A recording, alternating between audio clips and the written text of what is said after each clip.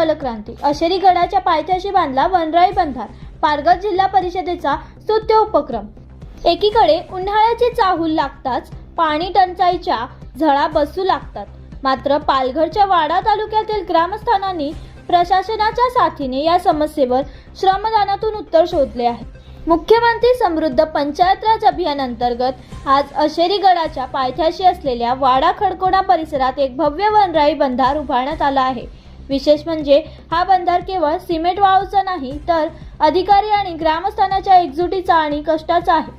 या उपक्रमात जिल्हा परिषदेचे मुख्य कार्यकारी अधिकारी मनोज रानडे स्वतः हातात पाटी पेंढारी घेऊन उतरले होते।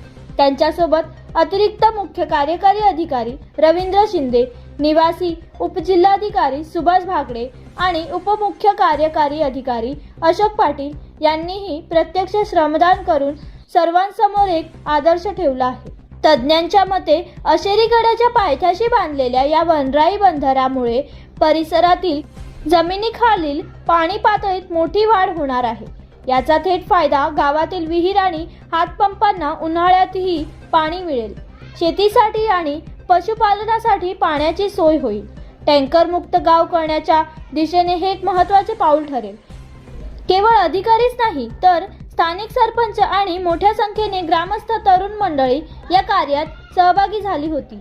आपलं गाव आपलं पाणी या भावनेतून प्रत्येकाने या जलसंधारणाच्या कामात आपला वाट उचलला। पालघर जिल्ह्याच्या दुर्गम भागात अशा प्रकारचे बंधारे भविष्यात जलसमृद्धीचा पाया ठरणार आहे, असा विश्वास जिल्हा प्रशासनाने व्यक्त केला आहे।